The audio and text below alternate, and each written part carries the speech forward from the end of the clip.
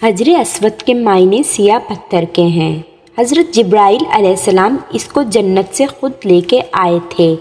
یہ سرخ و سیاہی مائل زرد رنگ کا ایک بیضوی پتھر ہے جس کا قطر تقریباً 13 انچ ہے۔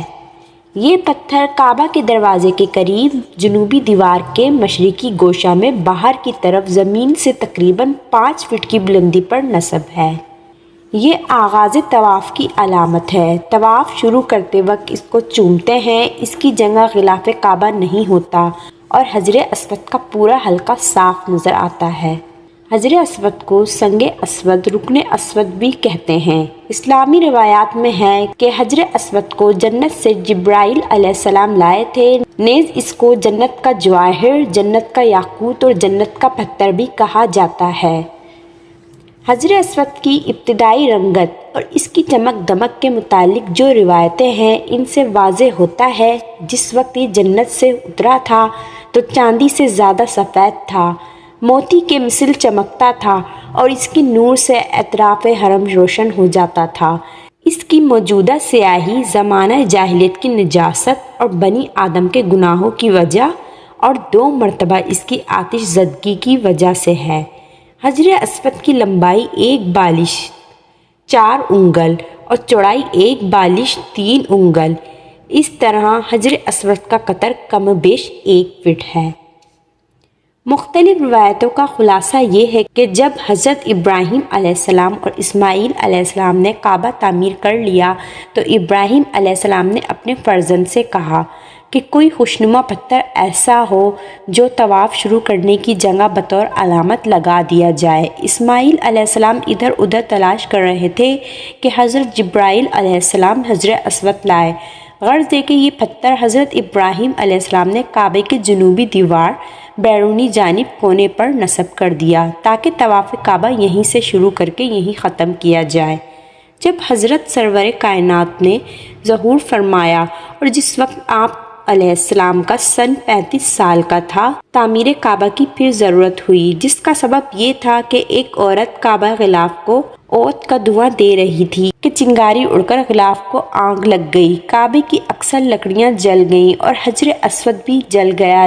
اس کے کچھ دن بعد سیلاب آیا اور پہاڑی نالے چڑھ گئے اور ایک نالا بڑے زور سے بیت اللہ میں داخل ہوا جس سے کعبے کی دیواریں گرنے کے قریب ہو گئیں۔ قریش نے تعمیر شروع کر دی۔ جب کعبے کی دیوار میں حجر اسود نصب کرنے کا وقت آیا تو ہر قبیلہ یہی چاہتا تھا کہ حجر اسود کو اٹھانے اور نصب کرنے کا شرف اسی کو حاصل ہو۔ اس پر تکرار ہوئی اور نوبت قتل و غارت تک جا پہنچی۔ آخر ابو امیہ مخرومی کے سمجھانے سے سب لوگ اس بات پر رضامند ہو گئے کہ بیت اللہ کے باب الصفا سے علی الصبح سب سے پہلے جو شخص خود بخود حرم میں داخل ہوگا وہ فیصلہ کر دے گا اور اس پر عمل کیا جائے گا۔ حسن اتفاق سے پہلا شخص جو باب الصفا میں داخل ہوا وہ آن حضرت محمد صلی اللہ علیہ وآلہ وسلم تھے۔ اگرچہ اس وقت حضور کم عمر تھے مگر آپ صلی اللہ علیہ وآلہ وسلم کے صفات حمیدہ اور صاف پسندیدہ کے باعث سب لوگ آپ کی بڑی عزت کرتے تھے اور آپ کو امین کہتے تھے۔ حضور اکرم صلی اللہ علیہ وآلہ وسلم نے ردائے مبارک زمین پر بچھائی اور حجر اسود کو اپنے ہاتھوں سے اٹھا کر اس پر رکھ دیا اور سب قبیلوں کے سرداروں سے فرمایا کہ سب مل کر اس چادر کو پکڑ کے وہاں تک لے چلو جہاں حجر اسود نصب کرنا ہے۔